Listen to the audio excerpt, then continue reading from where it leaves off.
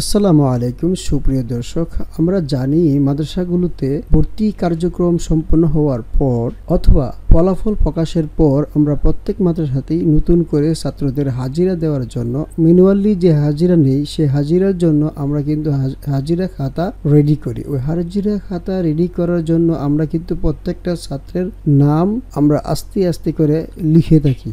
তো এই সকল যে সমস্যাগুলো আছে আমাদের এই সফটওয়্যারের মাধ্যমে একটি দারুণ সমাধান আপনারা করতে পারেন।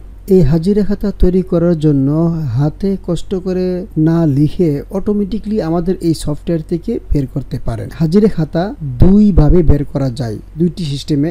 একটি হচ্ছে আপনার সাধারণ ভর্তি করার পর প্রত্যেক ক্লাস ওয়ারি যখন আপনি সেটিং করে ফেলবেন সেখান থেকে আমরা হাজিরা খাতা বের করতে পারি। যেমন আমরা বাম পাশে শিক্ষার্থী যে মেনু আছে সেখান থেকে সাব মেনু শিক্ষার্থীর রিপোর্ট আছে, সেখানে আমরা যাব। সেখান থেকে আমরা দেখতে পাবো অনেকগুলো রিপোর্ট আছে। ওই রিপোর্টগুলোর মধ্যে আমরা দেখতে পারবো বাংলা হাজিরা খাতা 30 দিনের।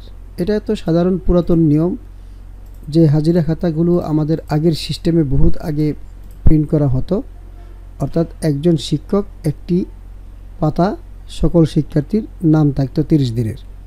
এভাবে 9 নম্বর যে রিপোর্ট আছে বাংলা হাজিরা খাতা বিষয়ওয়ারি, এটা একটা নতুন সিস্টেম, আধুনিক সিস্টেম। যত বিষয়ের উস্তাদের ঘন্টা হয় তত বিষয়ের উপরে আপনার হাজিরা খাতাটা বের করতে পারেন। যেমন আমরা 4 নির্বাচন করে যদি হাজিরা খাতাগুলো বের করি তাহলে 4 বিষয়েরই, অর্থাৎ যেই ক্লাসে 4টা বিষয় হাজিরা হবে সেই বিষয়ে এই 4 আমরা বের করতে পারি। এভাবে আপনার যদি 5 হয় 5 বিষয় হাজিরা খাতা হয় তাহলে 5 বিষয়, 6 হলে 6 বিষয়। এভাবে আমরা এই বিষয়টা বের করতে পারি। এই বিষয়টা অত্যন্ত চমৎকার এবং সুন্দর, কারণ হচ্ছে এখানে আমরা 1 থেকে 30 দিন দেখতে পাচ্ছি এবং বাম পাশে নাম দেখতে পাচ্ছি। এই জায়গার মধ্যে একটা সবচেয়ে সুন্দর একটা বিষয় হচ্ছে কোনো শিক্ষার্থী যদি প্রথম ঘন্টায় না আসে তাহলে দ্বিতীয় ঘন্টার উস্তাদ কিন্তু তাকে বুঝতে পারবে যে প্রথম ঘন্টা ছিল না। এভাবে এই ছাত্রের কাছে এই শিক্ষার্থীটা ধরা খাবে বা তার জবাবদিহি করতে হবে। আর যদি আমরা একটা শিক্ষকের জন্য একটা খাতা তৈরি করি তাহলে কিন্তু জবাবদিহিতা নাই। 2 নম্বর কথা হচ্ছে অনেকে ভাবতে পারেন যে এটার মধ্যে পাতা বেশি লাগবে আর ওইটার মধ্যে পাতা কম লাগবে। আসলে এই কথাটা ভুল, কারণ আপনি ধরে নেন আপনাদের ক্লাসের মধ্যে মোট 14 জন শিক্ষার্থী আছে, তাহলে আপনার কিন্তু এখানে 2টা পাতার মাধ্যমে কিন্তু সকল উস্তাদ কার্যক্রম সমাপ্ত হয়ে গেল। কারণ এখানে যদি 6টি ঘন্টা থাকে তাহলে 6 জন উস্তাদের 2টি পাতার মাধ্যমে মোট 14 জন শিক্ষার্থীর তথ্য কিন্তু আমাদের এখানে পেয়ে যাচ্ছি। পক্ষান্তরে আপনি যদি ওই রিপোর্টটা দেখতে চান যা একটা উস্তাদের জন্য একটি পাতা, তাহলে কিন্তু আপনাকে এখানে 6টি পাতা ব্যবহার করতে হবে, যেহেতু প্রত্যেকটি পাতা একজন করে উস্তাদের প্রয়োজন হয়। তো এই রিপোর্টগুলো আমরা বাংলা যেরকম দেখতে পাচ্ছি এভাবেই কিন্তু আমরা আরবিতেও বের করতে পারবো। যেমন এখানে আরবি হাজিরা খাতা 30 দিনের, আমরা এখান থেকে আরবি হাজিরা খাতাও বের করতে পারবো।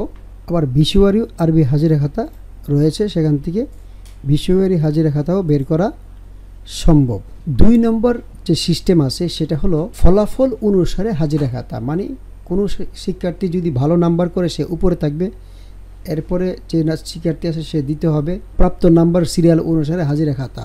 ওই হাজিরা খাতাগুলো বের করতে হলে আমরা যেতে হবে ফলাফল এবং সেখান থেকে যে রিপোর্ট আছে এই রিপোর্টে যাব। সেখান থেকে আমরা দেখতে পাবো এখানে এই যে বিষয়ওয়ারি প্রাপ্ত নাম্বার অনুসারে হাজিরা খাতা।